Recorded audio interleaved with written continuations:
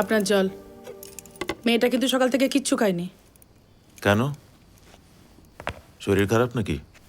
জানি না, কিছু বললে তো জানবো। সারাদিন ধরে বিছানায় শুয়ে রয়েছে। আমি গায়ে হাত দিয়ে দেখেছি, জ্বর নেই।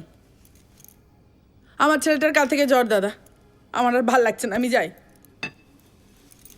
আপনি দেখুন কথা বলে খাওয়াতে পারেন কি না। ও খায়নি শুনলে বৌদি আবার এসে খুব রাগ করবে। একে মেয়েটার শরীরে রক্ত নেই, প্রেশার আছে, তার উপরে এই অবস্থা। যমুনা, দেখছি।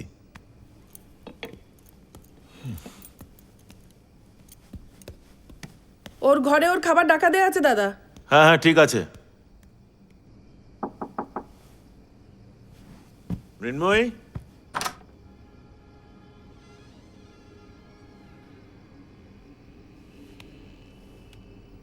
মৃন্ময়ী, কি হলো?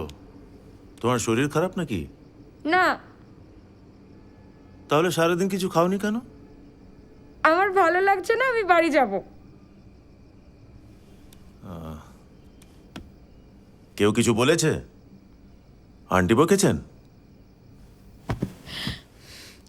Uncle, do you even understand that I have been cheated? Aunty আমাকে মিথ্যে কথা বলেছে। আজকে এখানে এতগুলো দিন হয়ে গেল, আন্টি কিছুই করেননি। আমার মনে হচ্ছে আমার ইউজ করা হচ্ছে। মানে আমার বাবা নিশ্চয়ই ওই গারোডিয়া হসপিটালের ফাইলটা পাস করেনি, তাই আন্টি কিছু করছেন না। কিন্তু আঙ্কেল, 18 উইকস তো হয়ে গেল। তুমি যা ভাবছো তা হয়তো নয়। তা আন্টি ফিরলে জিজ্ঞেস করে নিও। আমি কাউকে কিছু জিজ্ঞেস করতে পারবো না, তুমি করো। যে কবে এই মিশনটা শেষ হচ্ছে আর আমি কবে এখান থেকে ছাড়া পাচ্ছি। ঠিক আছে, তাই হবে। এবার লক্ষ্মী মেয়ের মতো খাবারটা খেয়ে নাও। না, আমি কিছু খাবো না, ভালো লাগছে না। খেয়ে নাও বলছি। না, খেয়ে নাও না, পিংপংকে দিয়ে দেবো। এই পিংপং, এই চলো। আঙ্কেল, হ্যাঁ, তুমি একটু এখানে বসো না, আমার ভীষণ ডিপ্রেস লাগছে।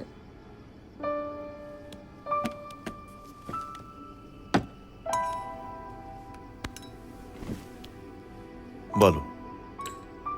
জানো আঙ্কেল, 1 সপ্তাহ হয়ে গেল আমার কলেজ খুলে গেছে। এতদিনে নিশ্চয়ই সবাই জয়েন করেছে, আমি ছাড়া।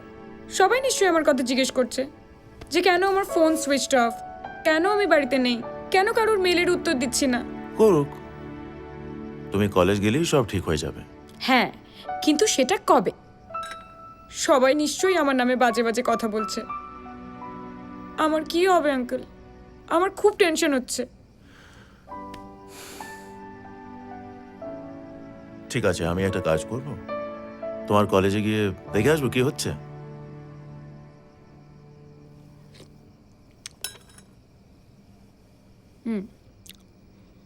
আচ্ছা আঙ্কেল, তোমার নাটকটা কত দূর?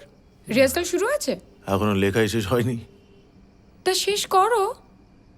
তুমি নাটক দেখতে ভালোবাসো বুঝি? খুব ভালোবাসি, তবে তার থেকে বেশি ভালোবাসি গানের শো দেখতে।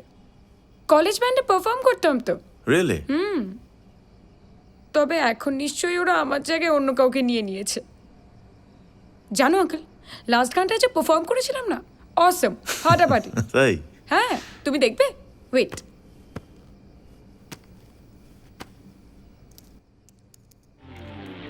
ভীষণ সুন্দর। তুমি তো খুবই ট্যালেন্টেড, ভারী সুন্দর গান করো। তাহলে এসব কি করে? মানে তুমি তো... থামলে কেন? না। এটাই ভাবছো তো যে আমি কি করে এরকম একটা ভুল করলাম?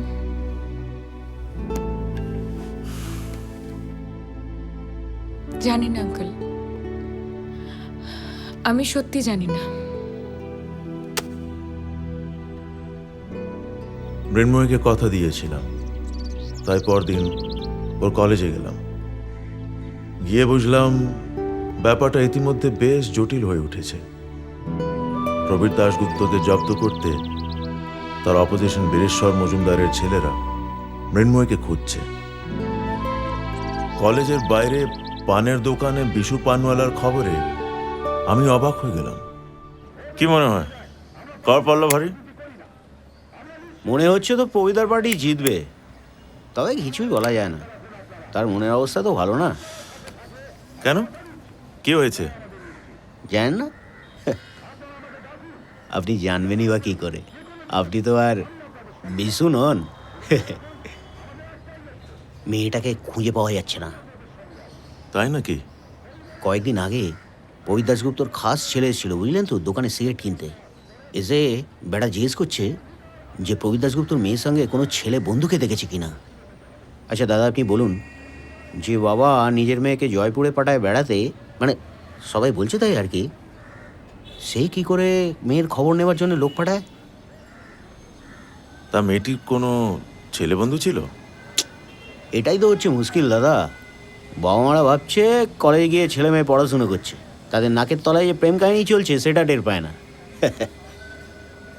আর একটা খবর আছে জানেন তো, ওর যে পার্সোনাল ড্রাইভারটা আছে না পবিদার, সে মালটাকেও নাকি খুঁজে পাওয়া যাচ্ছে না। আর সে নাকি শুনলাম আবার সদ্য বিয়ে করেছে। হ্যাঁ, খবর যদি ভুল হয় না দাদা, দোকান বন্ধ করে দেশে চলে যাব। আর মজার কথাটা কি জানেন স্যার, অপোজিশন সব খবর রাখে। আজকে তো বীরেশ্বরদার ছেলেরা সব একদম পুরো দমে মিটিং চালাচ্ছে, ওই দেখুন না, বীরেশ্বরদা আজকে নিজে এসছে। আমাদের এগিয়ে যেতে হবে, আমাদের একটাই লক্ষ্য, ওই বিধানসভা ইলেকশন। চলুন। বীরেশ্বরদা, বলছিলাম যে ওরা আমাদের কলেজ ইলেকশনে একটাও নমিনেশন ফাইল করতে দিচ্ছে না।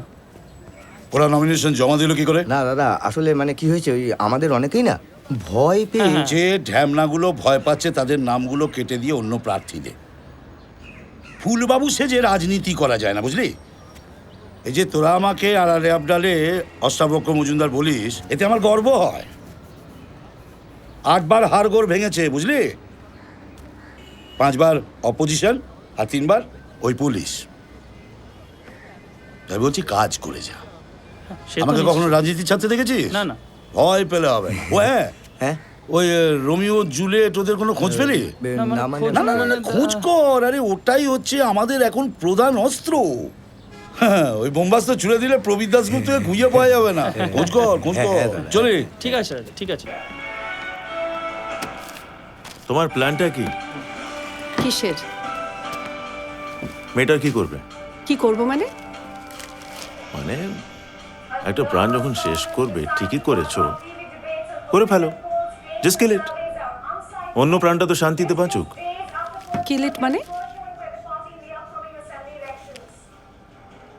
আচ্ছা, কি ভাবো বলো তো নিজেকে?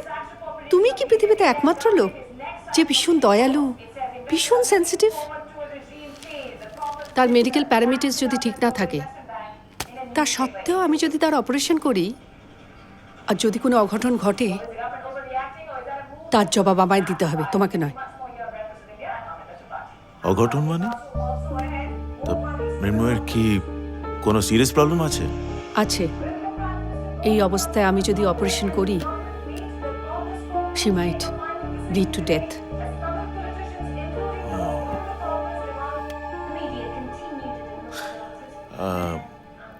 আই এম সরি, না বুঝে। সারা জীবন তো তাই করে এসেছো, না বুঝে কিছু সেন্সেশনাল ডায়লগ বলে হাততালি কুড়োতে চাও। ডিসকাস্টিং।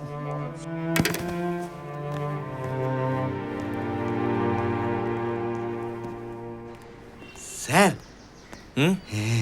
ওই পরশুদিন ম্যাডাম আর ওই ওমপ্রকাশ গারদিয়া হোটেলে ডিনার করতে গিয়েছিল স্যার।